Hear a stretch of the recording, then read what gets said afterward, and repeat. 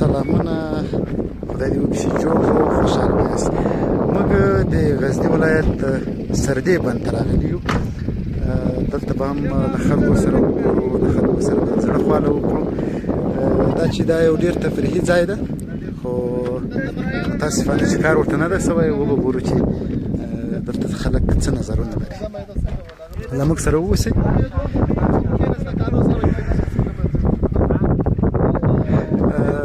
دا خلک چې تاسې وینئ دا د غزني ښار څخه یا له مختلفو سیمو څخه د سردې بند ته راغلي دي. یو څو ځوانان را روان دي، وګورو چې دوی د کوم ځای راغلي دي او د دې ترڅنګ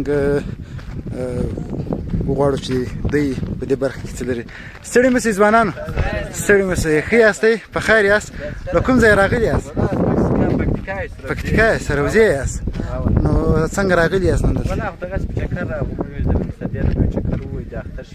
ښه، نو بند سردې کې څه شی دلته نه یو هوټل شته، نه یو پارک شته؟ خوراک له کورو راوړی وو. ښه، له کورو راوړی وو. څه وختنې راغلي یاست؟ ولا ګیز دغه 11-10 بجې وې سره راغله چکر. ماشاءالله څه ښه په کور دي پسره. دا د پکتیکا د خلکو خاص رواج ده. پکتیکا د والو رواج ده. ښه، په کور کې مځکه چې چا واخلي دا شوق. ښه، دا د سروزې والو خاص ده که په عام ټول پکتیکاوالي اغوندي. سروزې خلک نه ټول پکتیکاوالي اغوندي. ښه، تا پلاستیکي ګلان دي فکر کوم ایښي دي؟ که چېرته تازه ګلان دي بیا دا په دوکانو کې اخیستي. ښه، بیا که تازه ګلان پیدا شي، تازه ګلان ما ډېری ځوانان لیدلي چې تازه ګلان یې پکې هغه یو نه خو دغسې وش کوي. لا دغسې چا ګلان کرلي دوه ور واخیستلی کېږدي، او دا خو نقلي دي، دا خو دوکانو اخیستي. دا په کورونو چیرې د لې په پکتیکا کې جوړېږي؟ یا دا په اورګون کې دا نه اورګونه راوړي. ښه، له اورګونه یې راوړي. دغه یو په کور تاسې په څه واخ دی؟ دا په 1200 په 1300 1500 1600 چې غټ یې په 1800 1900. ښه، ډېره زیاته مننه.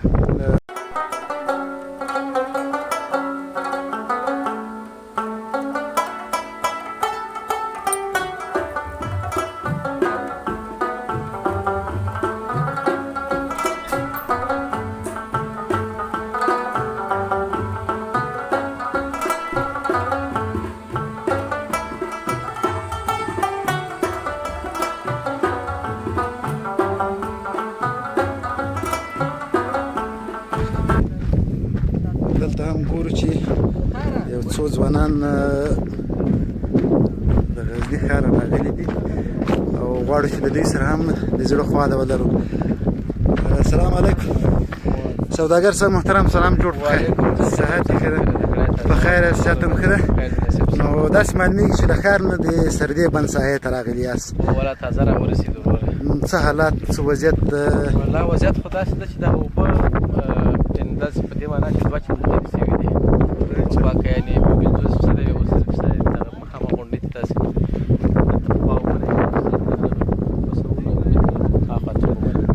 سوداګر صاحب، ستا په نظر کار ورته سوی دی ساحې یا د سیمې یا د بند ته؟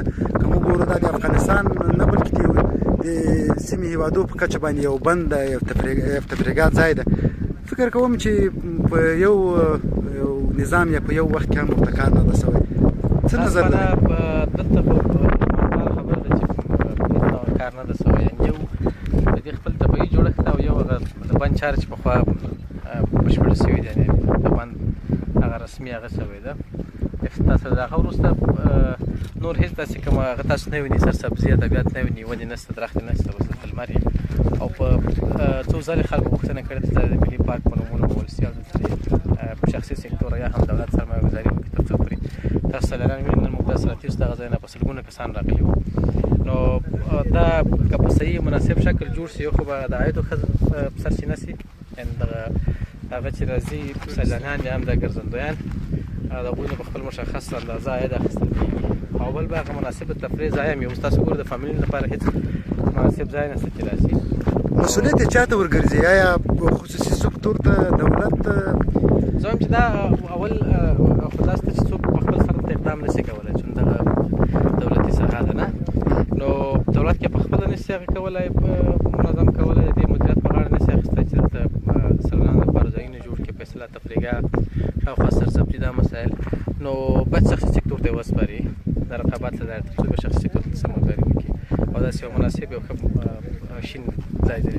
ستا په نظر که چېرته داسې یا خصوصي سکتور او یا هم دولتي سکتور ته وسپارل سي، آیا د هېواد یا د مثلا د ولایت د سیمې په کچه باندې د اقتصاد په برخه کې به څومره مثبت اغېز وکړي؟ معلومداره خبره ده، که مبالغه نه کېدای شي د کال میلیونونه افغانۍ عاید دولت خزانې یا بودیجې ته خلکو له طریقه هغه څه وسپارل شي. دا معلومداره خبره ده چې همدغه د ذهني او یا روحي سکون دپاره ډېر بهترین ځای دی. ډېری خلک د دغه ځایونو په لټه کې خصوصا دغه روحي ځپل شوي خلک یا روحي مریضان نو څه وایم ثواب هم خورما. ډېره زیاته مننه.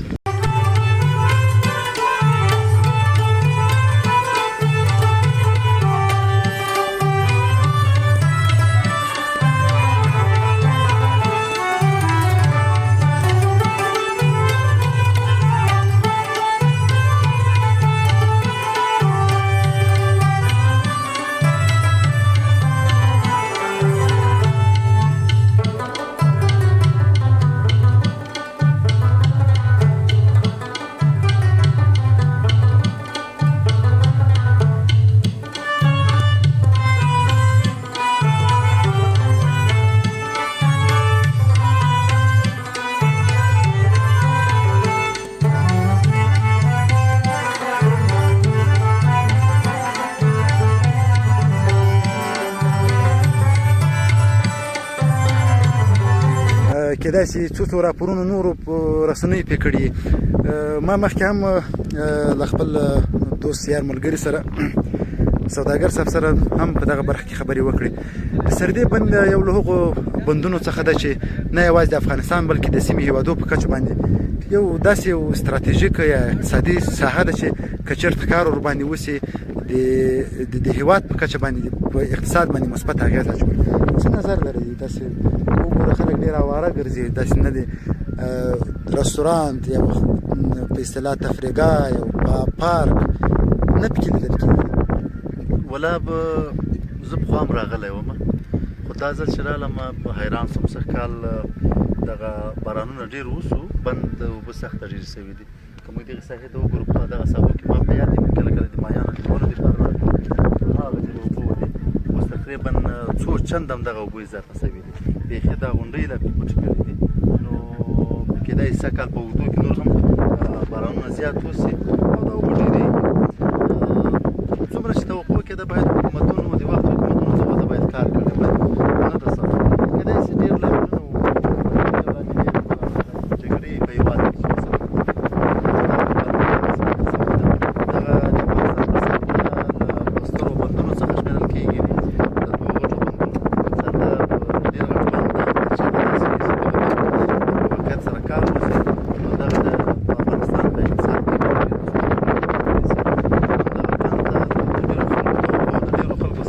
مسؤلیت چاته ورګرځي؟ پخوا له خلکو سره مرکې کړې دا ځل هم وغوښتل ما طرف ته چې په دې باندې یو راپور وکړل شي او دغه انعکاس پیدا کړي چې حکومت هم دغې برخې ته توجه وکړي، پاملرنه وکړي، نو دا به ډېره ښه شي. مسؤلیت خو نو طبعا بل څوک نشته، حکومت ته باید پاملرنه ورته وکړي. دغه له تجارانو سره له نورو هېوادونو له خلکو سره باید په اړیکه کې فکر نه کوي که چېرته دا رحمزاده صاحب فکر نه کوي که چېرته دا خصوصي سکتور ته وسپارل شي؟ دلته مثلا د زراعت په برخه کې، د مالدارۍ په برخه کې، خصوصا د فارمدارۍ په برخه کې سرمایه ګزاري وکړي او دا به فکر نه کوي چې د اقتصاد په برخه کې به مثبت اغېز وغورځوي؟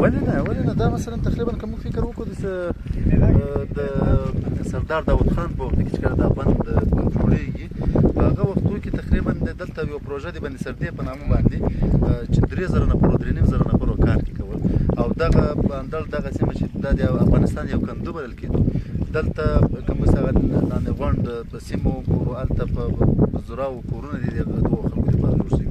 دلته موږ په زراو ماشینري اوس هم هغسې ماشینري لرو چې خلک نه پوهېږي چې له هغې نه استفاده وکړي.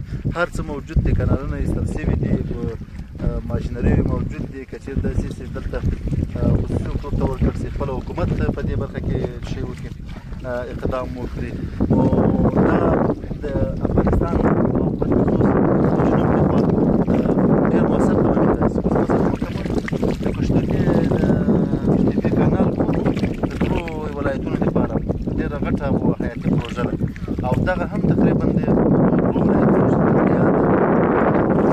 دا د دغو ولایتونو دپاره یو ستر بند ده او دغه اوبه یې هم ډېرې خوښي اوبه دي. ما چې د بزګرانو سره به کله مصاحبې کړې وي دوی به ویل چې دغه اوبه چې کله حاصلاتو ته ورسي یا په هغې باندې ولګېږي هغه حاصلات مثلا څو چنده چې کرنیز حاصلات مثلا څو چنده هماغسې حاصلات کوي لکه څنګه چې دا نورې اوبه دي.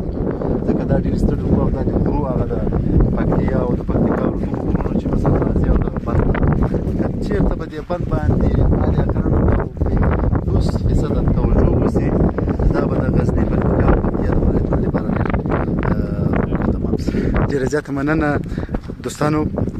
دا هم کېدای شي له ډېرو لرې ساحې څخه دغه سیمې ته راغلي. موږ کوشش کوو چې دغه مشکلات یا دغه غږ تر مسؤلو چارواکو پورې هم ورسوو. هلته لرې هم ځوانان لیدل کېږي چې انشاءالله هلته هم ورځو او ګوري. دلته ورسره څنګ کې موږ مخکې هم یادونه وکړه چې له ډېرو لرو ساحو خلک راځي او دلته د تفریح لپاره یوه دمه نیسي.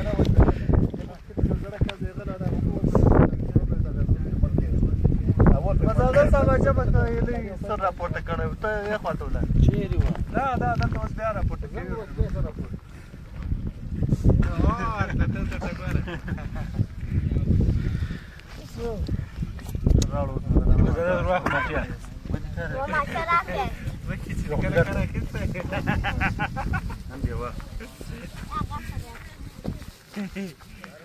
دغسې کمه دا سنتري دي دا بیا راښکاره شوي دي ډېره غټه هم ده ویني هغه د څومره لرې تللي هغه نه بیره واخ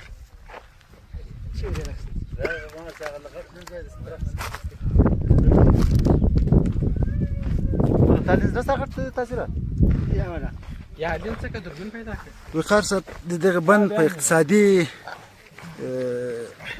او په اصطلاح استراتیژیکه بڼه باندې غږیږو. دا څومره اقتصاد که چېرته کار ورباندې وشي له اقتصادي لحاظه څومره مؤثره تمامېدای شي؟ تر اوسه پورې کار هم نه د باندې شوی. په دې برخه کې څه معلومات؟ ډېره زیاته مننه مرجان خیل صاحب. خدای دې ښه لره. دغسې موضوعاتو باندې راپورونه جوړول خپله ډېر د خیر کار ده او هغه مسایلو ته متوجه کول دي چې باید کار ورته وشي. په ټوله کې که موږ څو کلونو یعنې لسګونو کلونو پخوا ته سوچ وکړو دغه د افغانستان په کچه باندې د ډېرو مهمو او غټو پروژو څخه وه. شاوخوا 4,000 تر 15,000 نفرو پورې خلکو کار پکې کوو او دا د افغانستان دغه شاوخوا ولایتونو لپاره که د غلې مسله یي که د میوې مسله یي په ځان باندې خلک خودکفا کړي وو. اوس هم دغه بند څنګه چې وینئ یاست ماشاءالله په دغه تېرو 2 کلونو 3 کلونو کې بیا هغه د اوبو سطحه ډېره ښه جګه سوې ده او دا د کومې سیمې چې شاوخوا ورته پرتې دي له هغه سیمې چې هر میوه هر زراعت ډېره ښه نتیجه پکې ورکوي. که سمه استفاده ځینې وشي که ښه مدیریت د اوبو وشي په اقتصادي لحاظ باندې بیا هم کېدای شي دغه شاوخوا ولایتونو ته یعنې هغه د غلې په بسایانه کې خودکفایي کې ډېر ښه مؤثر واخیستې. خو نه یوازې په اقتصادي لحاظ باندې دغه شي ته توجه پکار ده. تاسې وینئ یاست چې هم ډېره ښه منظره لري. شاوخوا ډېر ښه غرونه ورته پراته دي او هم اوبه بیخي زیاتې دي. که په سیاحتي لحاظ باندې هم یو څه فکر ورته وشي چې له غاړه هم عاید ولرو او هم به د خلکو لپاره په یو شکل د تفریح یو ښه زمینه مساعده کړي او تر څنګ به یعنې حکومت ته یو ډېر ښه عاید نور هم په لاس باندې ورسي. نو مختلفو شکلونو باندې د دغه برخه کې مثلا که د مایانو مسله موږ یاده کړو د مایانو ډېر ښه فارمونه باید دلته موجود دي. هغه د افغانستان ډېرو برخو ته باید مایان د عرضې په برخه کې ډېر ښه پروګرامونه باید لا ډېر ښه پروژې د تطبیق کېدو وړ دي. موږ دغه مایان استفاده کړي دي، یعنې ډېر ښه خواږه مایان دي، ډېر ښه نسلونه دلته پکې دي. دغسې د مرغانو په برخه کې یعنې یو ښه فارم دی. هغه مرغانو چې د جنګ له خاطره تللي، اوس موږ وینو چې مختلفو شکلونو باندې مرغان بیرته راګرځېدلي دي. نو که دې لپاره کار وشي، مختلف اړخونه مختلف بودونه لري چې د حکومتونو توجه ورته لازمه ده. د خلکو خپل مسؤلیتونه دي چې هغه باید ورته متوجه شي. دی زه فکر کوم چې یو ښه نقطه د دې لپاره هم کېدای شي فرهنګي لحاظ باندې مختلف ولایتونو چې خلک موږ دلته ولرو، مختلف خلک دغه سیمه وویني. اوس هم له ډېرو لرو ولایتونو د سردې بندې لیدو لپاره خلک راځي. اما که د دې لپاره یو سهولتونه نور رامنځته شي، دغه تګ راتګ به لا ښه زیات شي او دغه کومه براشدر شي دا به لا پسې پراخه شي. ډېر زیاته مننه. خیر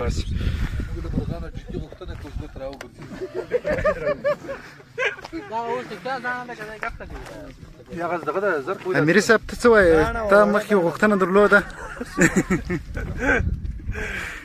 ما د کار صاحب د خبرې په تایید ومنل. موږ له مرغانو څخه د دې غوښتنه کوو چې بیرته راوګرځي او دغه سردې بند ته راشي، تر څو د موږ هم ساعت سره تېر شي او دوی هم له دې اوبو څخه ډېر خوند واخلي.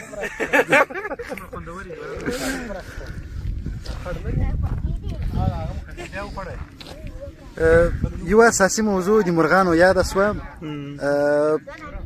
ښکار که چېرته مثلا ښکار یې بند شي، دولت په دې باندې پابندي ولګوي، فکر نه کوي چې هغه تللي مرغان چې یا د جنګ له وجې یا مثلا د ښکار له وجې ځینې نور عوامل چې هغه به تللي، که چېرته ښکار بند شي، آیا فکر نه کوي چې بیرته به هغه مرغان بیرته راشي؟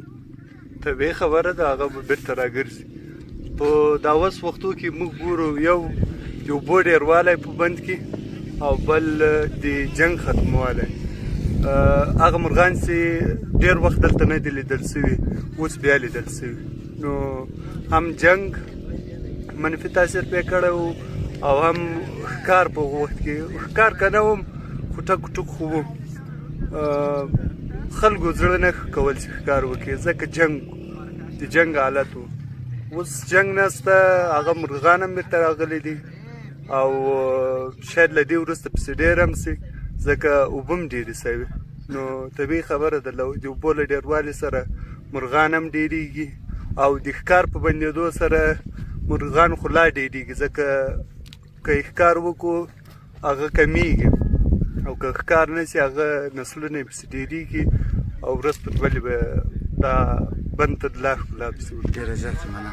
اوس پښتانه بېلابېل مرغان راغلي لکه شغالان، ګیدړان.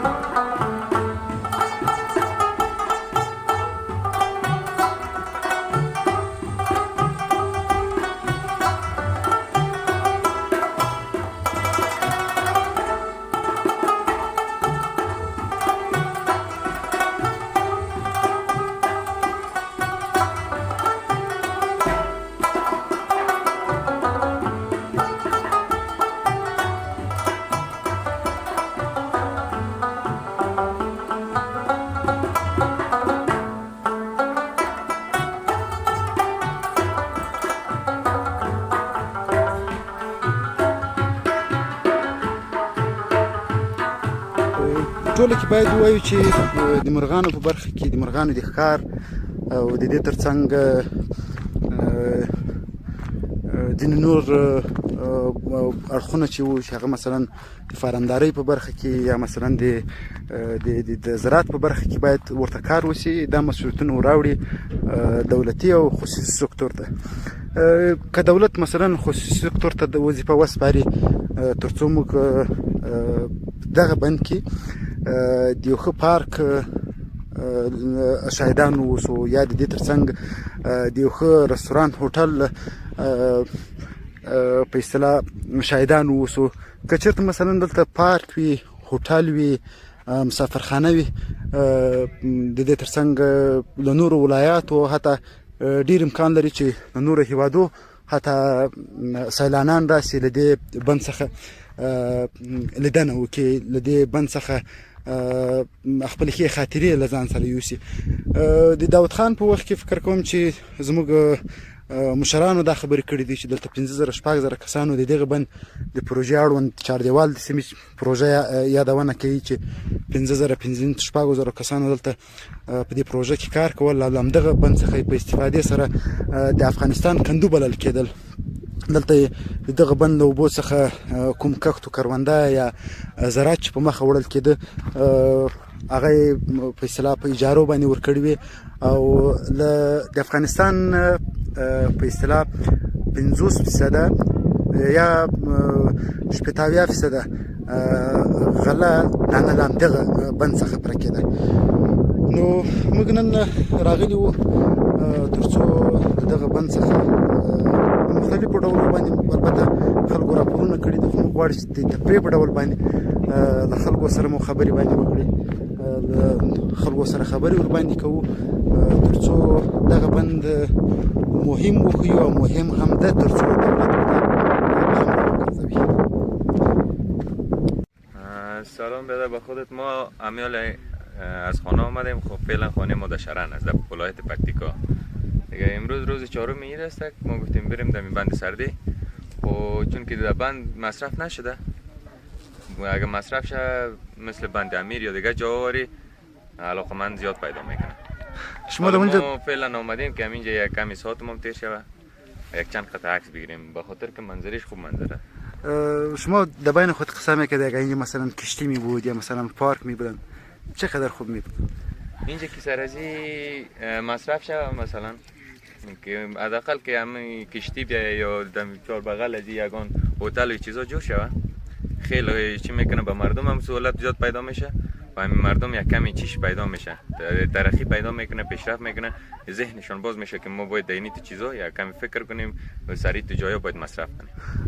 ما شنیدیم که از بند امیر کده بند سرده هم وسعتش بسیار چی هستن به اصطلاح وسعت داره، در ضمنش بهشون کار نشده، ولی از بند امیر کده شما بند امیر هم دیدید؟ ما فعلا خودم بند امیر ندیدیم. خب به خاطر که در حکومت پیش در این قسمت ها زیاد جنگ بود، از او خاطر نمیماند حکومت سابق بین حکومت جنگ زیاد بود و بالای بند مصرف نشده. خواستن از دولت از سکتور خصوصی چی هستن؟ میره میخواهیم که اول شکر الحمدلله امنیت زیاد آماده در کشور، امنیت است که هر طرف کشور بریم ان شاء الله کدام گپ نی. و دوم از حکومت امیر میخواهیم که سریع تو جایا حکومت مصرف کنه، ان شاء الله کشور ما جور میشه. هم عایدش به مثلا به دولت میایه، هم به مردم یک تفریحگاه میشه. در ضمن اگر مثلا سکتور خصوصی و یا هم دولت برشان کار بکنه چقدر به اقتصاد ما و شما فایده میرسونه؟ این خب معلوم دار است که اینجا کارش هم به بودجه ملی افغانستان و هم به خاطر تفریحگاه ها به خاطر سبز کردن افغانستان زیاد مفیده. تشکر، زنده باشید. بخیر.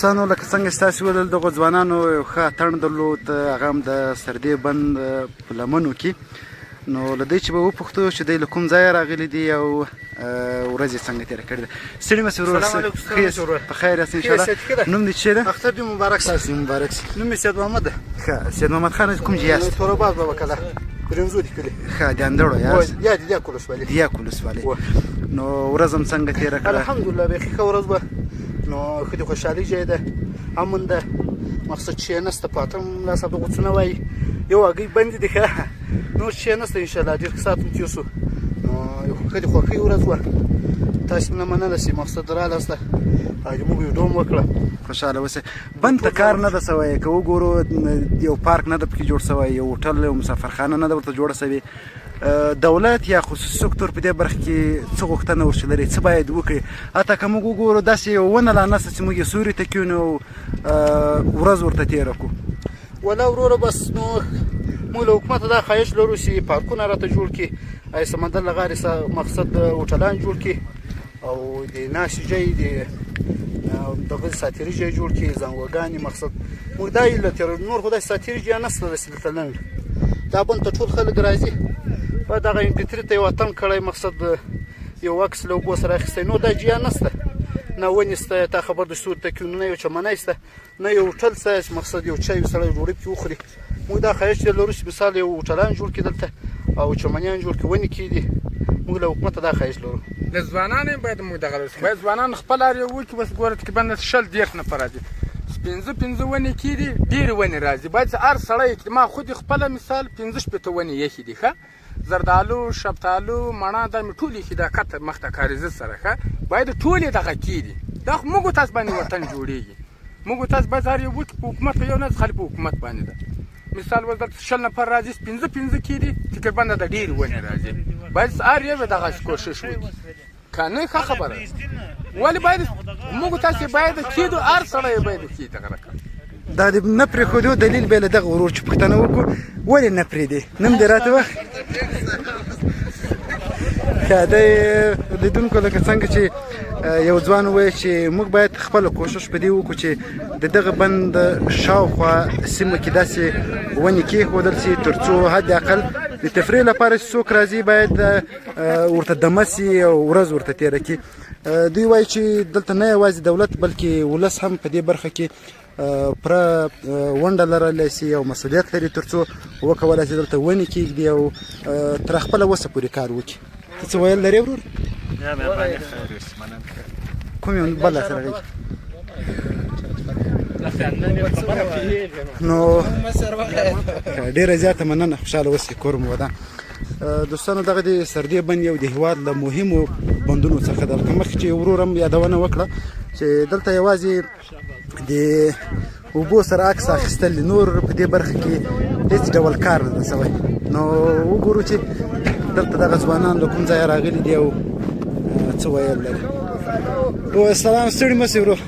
په خیر، صحت هم ښه ده؟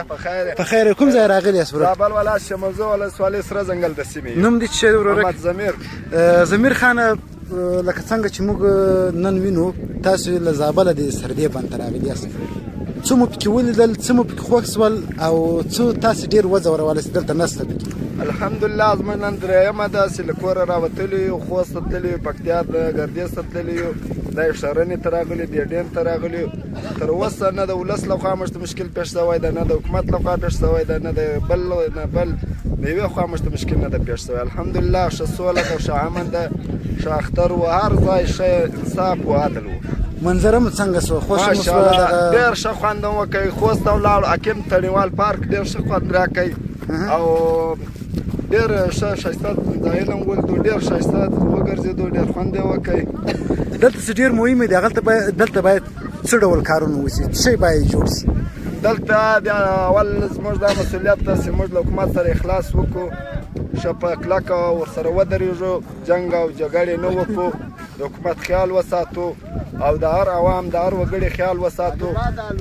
له دې او سیاست موږ د حکومت دا خواهش لرو چې موږ ته امن خو راوستلی ده، د امن بعد موږ ته روډونه را جوړ کړي، موږ ته پلونه را جوړ کړي، موږ ته اسکولان را جوړ کړي، موږ ته هسپتالونه را جوړ کړي، روغتونونه، او موږ ته د سهولت راکړي. ډېره زیاته مننه ورور. مننه، تشکر. کور مو ودان، اباد اوسئ. ملګرو، دغه لیدونکو لکه څنګه چې تاسو ولیدل دغه ځوانان ان له زابل ولایت څخه سردي بند ته راغلي دي. نو دا چې دوی دلته په خوښۍ باندې د اختر 4 ورځې په مختلفو ولایتو کې، د دې ترڅنګ په غزني ولایت بند سردي کې تیر کړو. نو نور څوک ویل نه لرئ؟ ډېره زیاته مننه. اتڼ څوک کوي؟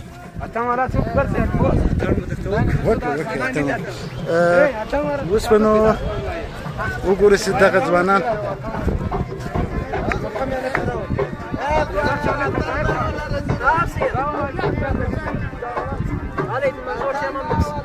وزر کوي چې ناوخته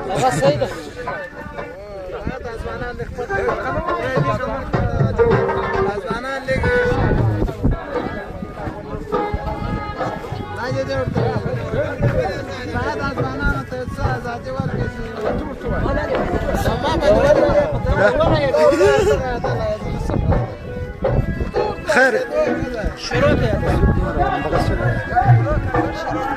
څنګه تا ول باید څه وشي؟ تصویر مې راغله، څه خبره نه ده. دا ویل چې دلته د ځوانان راځي، باید د ځوانانو ته لږ ازادي ورکړي. 5 ورځې له مسافري راغلي، هغه هم دلته دومره بندیز ده پې باندې چې بیخي هېڅ ته نه دي خلاص. نو بس دغه یو هیله لرو، نور خبرې نشته. ډېره مننه، خیر اوسې.